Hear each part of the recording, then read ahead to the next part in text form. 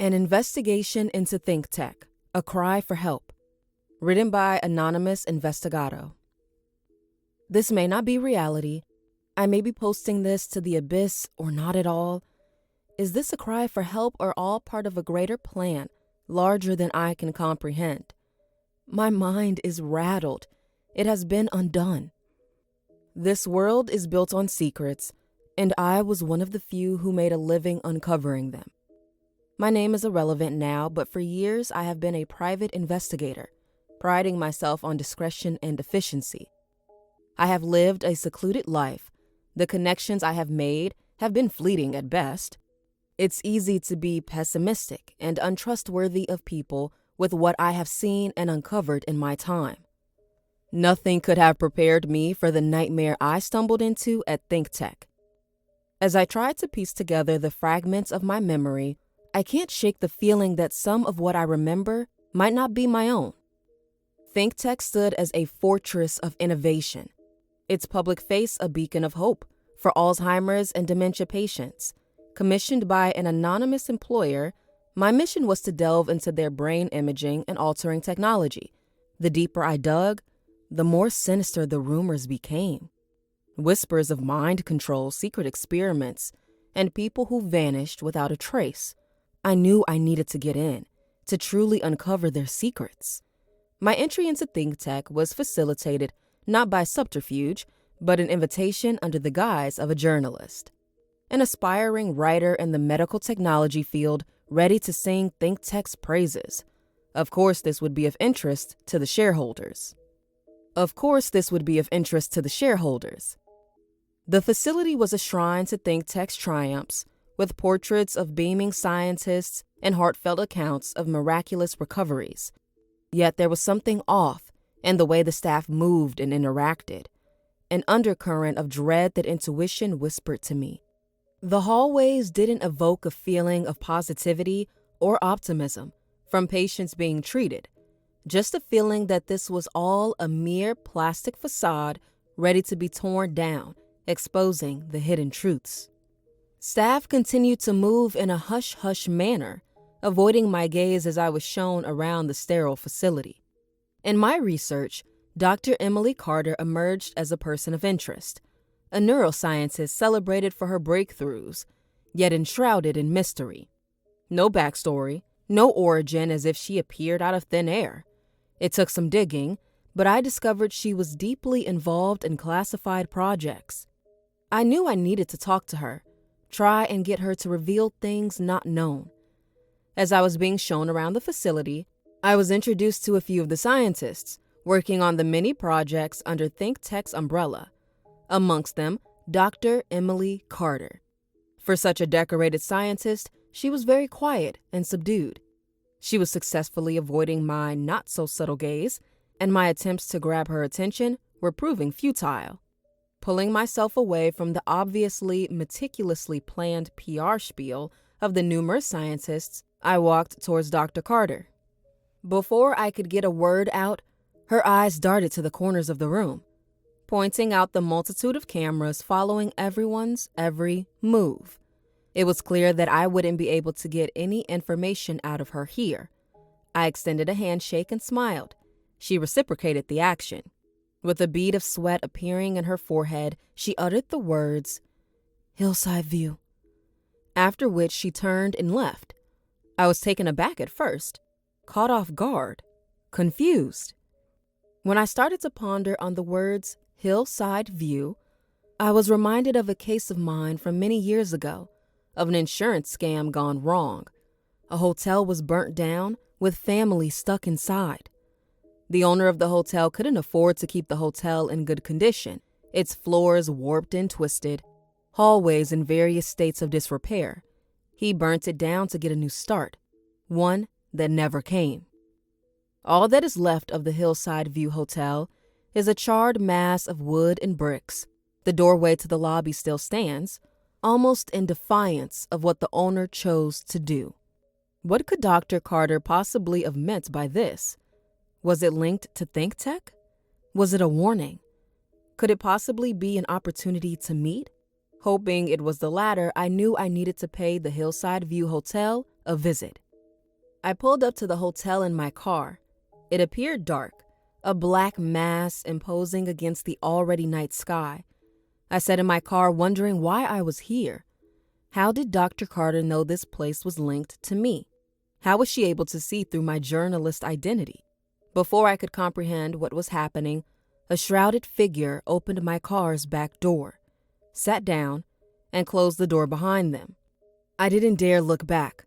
Not wanting to catch a bullet to the head, I waited. I waited for the figure to speak, to shed some light on my current situation. I waited. Looking in the rear view, I caught a glimpse of their silhouette, appearing almost familiar but shrouded in darkness. "You don't know what you're getting into," she whispered. "You don't know how far this goes. You might not come back." A tremble in her voice. Extending out of the dark, a hand appeared, holding out a keycard and an address. It appeared glinting in the moonlight, a gateway to the next chapter. I took the items and inspected them. Before I could say anything, the figure was gone, fleeing in the night. I debated on what my next move should be, pondering my safety. However, my drive to seek out the unknown forever pulls me deeper into the darkness. Following the address, it brought me to some woods on the outskirts of the city, illuminated only by the glow of the night sky. I gripped the steering wheel tightly, guiding my car deeper into the dense woods, not knowing what lied ahead. The trees loomed like sentinels, their gnarled branches intertwining above to form a claustrophobic canopy that blotted out what little light there was. The air grew heavier, and the forest seemed to swallow the gravel road, each turn leading me further from the world I knew. The address scribbled on a piece of paper sat on the passenger seat, a cryptic beacon given to me by a shrouded figure outside a part of my career from many years ago. I couldn't shake the feeling that I was driving into a trap, the sinister atmosphere mirroring a dark chapter from my past. Years ago, I had navigated through a different kind of darkness. I spiraled into a void where the days blurred together in a haze of grief and self-destruction. I repressed the source of this pain to allow me to keep going, to allow me to uncover the treachery of the world as repentance for my previous lack of action. The suffocating forest now felt like an echo of those days, each tree a reminder of the walls I had built around myself. I feel now a familiar sense of dread, an abyss threatening to engulf me. The memories of sleepless nights and relentless self-reproach surged back with every mile, intertwining with the present danger. Yet, just as I clawed my way out of that personal hell, I knew I had to confront whatever lay ahead, hoping this journey into the shadows would bring me one step closer to salvation. As I emerged into the forest clearing, the sight before me was nothing short of surreal. In the midst of the dense, wild underbrush and towering trees, a solitary door stood erect, untouched by time or nature. The clearing itself was unnaturally circular, the surrounding trees bending as if repelled by some unseen force emanating from the door. There were small walls on either side, indication of a staircase being just beyond the door, its surface polished and pristine, unnaturally so. The door's presence was profoundly eerie, a stark contrast to the raw, untamed forest. It stood as an anomaly, an element so out of place that it twisted the fabric of reality around it. A cold breeze whispered through the clearing, rustling leaves and carrying with it a faint, almost inaudible hum that set me on edge. The door's handle gleamed, seemingly inviting yet menacing. I felt a chill creep up my spine, as if the very air around me held its breath, waiting for me to make a move, watching. Every instinct screamed at me to turn back, but an inexplicable pull drew me closer, compelling me to face whatever mystery lay beyond the uncanny threshold. Inside the door was a long, narrow staircase, descending deep into the darkness, an unsettling invitation into Think Tek's inner sanctum. The contrast was jarring. One moment I was surrounded by the organic, chaotic life of the forest, and the next, I was staring into a passage that seemed to defy the natural order. The staircase was made of cold steel, each step sharp and perfect, almost as if I was the first person to ever come across this place.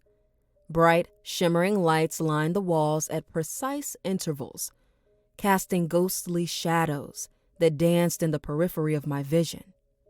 The air that wafted up from below was damp and musty, carrying the scent of earth and something else, something metallic and unsettling. With each step I took, the walls seemed to close in tighter, the oppressive silence broken only by the echo of my footsteps. The narrowness of the staircase amplified my unease, making me feel as though I was descending into the bowels of the earth, towards an unseen presence, a malevolent force waiting at the end of my journey. Yet I continued downward, each step a reluctant but necessary advance into the unknown. Finally reaching the bottom of the stairwell, I was enveloped by a silence so profound it felt suffocating, each breath a struggle against the oppressive stillness. Turning back around to look up at the staircase I had just descended, the world felt impossibly far away.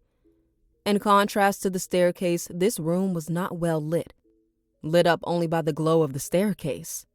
Shadows pressed in from all sides, thick and impenetrable, as if the darkness itself were alive, conspiring to swallow me whole.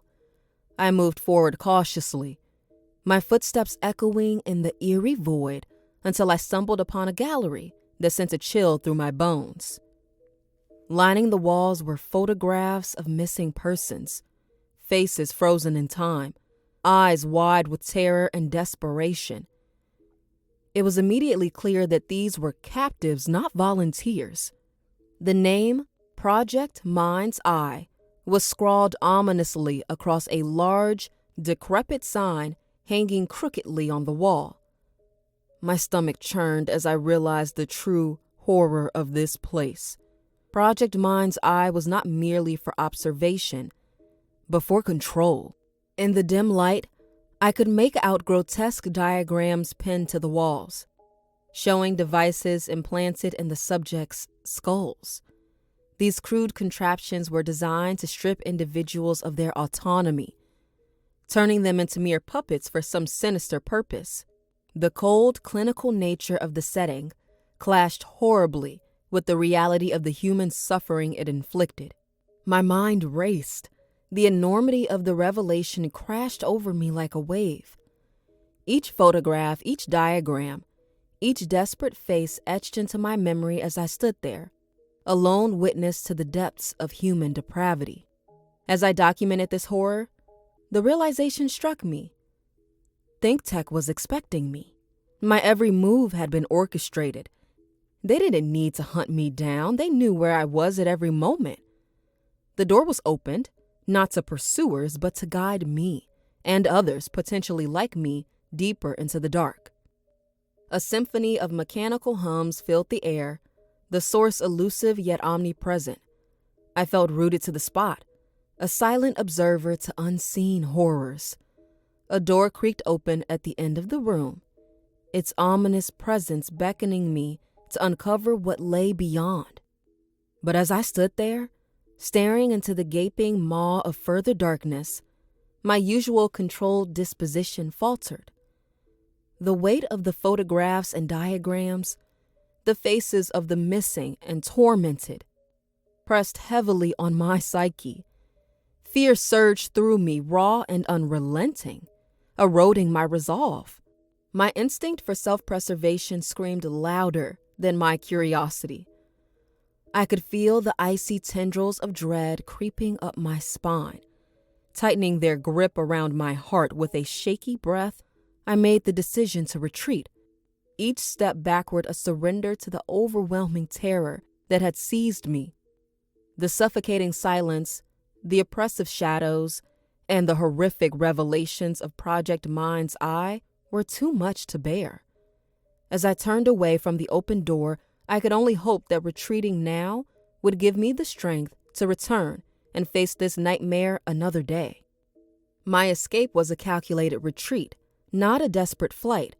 For days, I didn't leave my apartment, trying to piece together what I had witnessed. What was their plan? How far had they spread? The feeling of being watched was an unshakable companion. I couldn't shake the unease that had settled in my bones. The shadows outside seemed to thicken and become larger with every night that passed, taking a life of their own. From my window, I noticed them lurking on the streets below, their indistinct forms blending seamlessly with the darkness. They stood still, their presence ominous and foreboding, as if they were waiting for the right moment to strike. I pulled the curtains, hoping to shut out the unnerving sight, but the sense of being watched persisted. Moving through my apartment, I could almost feel these shadowy figures within the complex itself, lingering just beyond my door in the hallways, their vague silhouettes flickering in the dim light. Every creak and rustle seemed amplified, my senses on high alert as paranoia gnawed at me. The walls of my sanctuary felt increasingly thin, unable to keep out the creeping dread that these figures brought with them. It was clear that whatever dark forces I had encountered in the forest had followed me home, and there was no escaping their watchful eyes. These shadowy figures affirmed Think Tek's awareness of my investigation. The final confrontation was not violent, but a quiet breach of my sanctuary through the front door in the dead of the night. In the pitch black, there was a presence. Dr. Carter stood before me with a group of men, quiet and with blank expressions. "We are only trying to help," she pleaded, her voice a siren's call beckoning for my compliance. "This is not down to us, but to those that can't be seen. Just as I stretched out my hand to you to bring you in, they stretched out theirs to bring us in." A laptop was presented to me, the only file on it a video titled Patient 1. My fingers hesitated over the keyboard before double-clicking the icon. The footage, grainy and unfocused, showed a woman strapped to a chair, electrodes attached to her head. The room was dimly lit, but had a sense of familiarity to it, evoking a feeling I had a few nights before. Had this been what lay beyond the door that I turned away from? The video played, revealing the woman's face wide with terror, her body convulsing as she struggled against the restraints. Her screams echoed through the speakers, piercing and desperate. "Where am I? Who are you?" Her pleas remained unanswered. A scientist stepped towards the center of the room. "The time is 1900 hours on the 10th of March, 2004. We are here with patient 1, Emily. Emily has struggled through the foster system due to her mental health. Emily has displayed signs of childhood dementia. She has trouble concentrating, understanding, learning, and communicating. Frequent personality changes, severely disturbed sleep and behavioral issues such as hyperactivity. She is the perfect test subject to test out our new treatment." From this video, it was clear Think Tek was providing this treatment without proper permission or authority, pursuing progress no matter the cost. The video continues with the scientist explaining the procedure. "Our treatment seeks to implant a device into the patient's brain. We will be stimulating it after insertion with an electronic pulse provided by the electrodes around the patient's head. This will activate said device to act as a bridge between various sections of the brain, allowing information to be stored and transferred on demand. A second brain, if you will. Dementia patients will no longer have to rely on the fragility of their own organic structures. The device will pick up every impulse sent through it." "What do you want with me?" the child screamed, holding back tears, the chilling intensity of her voice sending shivers up my spine. I could see the raw fear etched into her features, her gaze darting around the room as if trying to escape the horrors of the reality she was in. A new figure stepped into the frame, a much older man. His expression was one of cold, clinical detachment. a stark contrast to the girl's frantic terror. He glanced at the monitors, then at his team, his voice calm and commanding. "Initiate the sequence," he ordered. Not one person flinched or stalled for even a moment. Beginning the sequence in synchronous harmony, like drones, no sign of unease or uncertainty that they might not be right. The girl's screams intensified for a moment, then morphed into a monotonous drone, her eyes glazing over. She fell silent. Even from the video, the silence in the room was palpable. It was as if time had stopped, everyone waiting for the child to speak and show signs of life. "I'm not in here anymore, am I?" Her voice, now void of emotion, repeated the haunting refrain like a broken record. The room around her seemed to pulse with a dark energy, the shadows on the grainy footage appearing to shift and writhe as if alive. The older man watched impassively, taking notes as the girl's words grew increasingly disjointed, her mind fracturing under the relentless pressure. "They are in my head. They control me. They are telling me things. They want more." The camera zoomed in on her face, capturing every twitch and spasm, every flicker of madness that crossed her eyes. Her transformation from a terrified human to a hollow shell was recorded in excruciating detail. The video ended abruptly, the screen going black, leaving me in a silence that felt louder than the screams. My heart pounded in my chest, and a cold sweat clung to my skin. The shadows in my apartment seemed to stretch and lengthen, the memory of the girl's tortured cries echoing in my mind. Who are they? What did she mean by, "I'm not alone in here anymore, am I?" All these questions raced through my mind. I briefly forgot I was in my room surrounded by Think Tek's personnel. Then it clicked. The child. Emily. Dr. Carter watched as the realization came to my face. Too stunned to speak, Dr. Carter filled the air not with her quiet and frightened voice that she had presented previously, but one familiar to the cold and clinical nature of the older man in the video. "I wouldn't be where I am today without them. They made me who I am. You only need to let them in." In that moment, be it clarity or madness, I grasped Think Tek's true horror. They had not merely unlocked minds. They had opened doors to realms unfathomable. And within those depths lurked unseen powers. I was left with the question of how much of Emily is truly left. Is her body merely acting as a conduit for whatever them is? Or is she still in there, with no control of the wheel, witnessing whatever horrors she has been made to watch in the last 20 years? I was shown. I was told what to do, how to fix people, rid people of their pain, bring people's loved ones back from the brink. Can't you see that? I know what happened to you.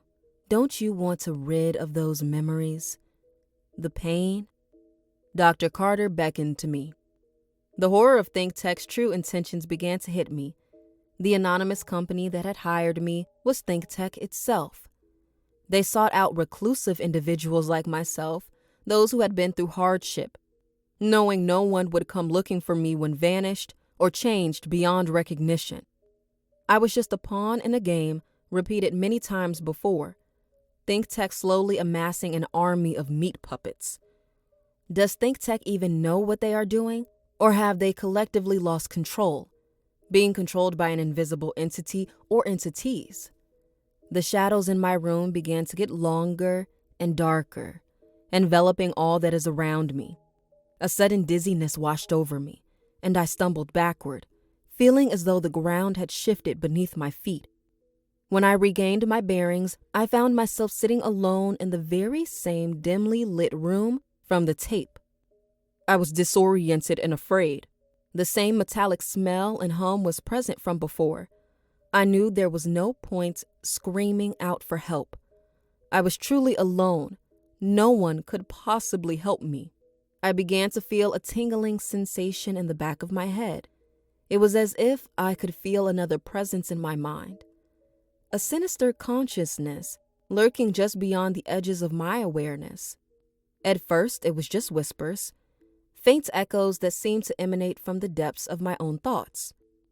But as I struggled to make sense of the situation, the whispers grew louder, more insistent, until they became a cacophony of voices, each one vying for control. I could feel them rifling through my memories, rewriting them, twisting them into something unrecognizable. Panic surged within me as I realized that I was no longer alone inside my own head. I tried to fight back, to assert my own will, but it was like trying to hold back a tidal wave with my bare hands. The presence in my mind was relentless, a puppeteer pulling at the strings of my consciousness with chilling precision. Every thought, every action was no longer my own. It was dictated by the unseen force that now held sway over me. I watched in horror as my body attempted to move of its own accord, like a marionette on strings, carrying out commands that I couldn't even comprehend.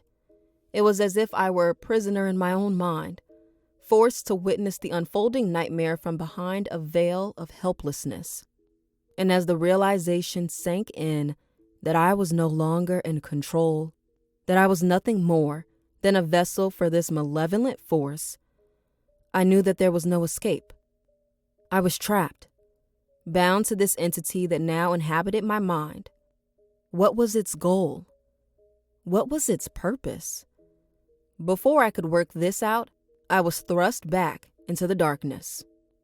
Encased within the walls of my head, a space that seemed to close in with malevolent intent, in infinite darkness, I was faced with the ultimate violation, not of home or of privacy, but of self.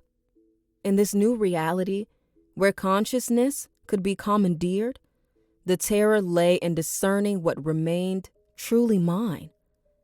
Dr. Carter's voice, so cold and detached, echoed in my mind. I was told what to do, how to fix people, rid people of their pain. How many people are not who they seem? How many people have been changed? Think Tek are creating conduits for something beyond our comprehension to peer through. No longer watching us, but taking control. I awoke in my apartment, sat at my desk. I knew I had to expose them, to warn the world. But as I sat in my dimly lit study, paranoia wrapped around me like a vice. Every shadow seemed to hide a pair of watching eyes, every sound a whisper of something unseen. My own thoughts no longer felt like my own. In the end, it wasn't the fear of what Think Tek could do to my body that paralyzed me. It was the knowledge that they had already claimed my mind. The true horror of Think Tek was not just in their experiments, but in the realization that I might never know which of my thoughts were truly mine and which were theirs. Everything I see and do can be altered, changed, generated. For all I know, I'm stuck inside my own mind prison, being placated by them, by being allowed to write this out, never to be seen by a soul, only existing within the bounds of my head. As I type this, I feel myself further falling into paranoia and madness. I'm unsure if these are my words or theirs. Is this a warning or a trap laid by them? I share this not knowing if it's a desperate attempt by what's left of myself to reach out, or if it's Think Tek using me to spread their influence further. To whoever reads this, beware. Some doors, once opened, can never be closed.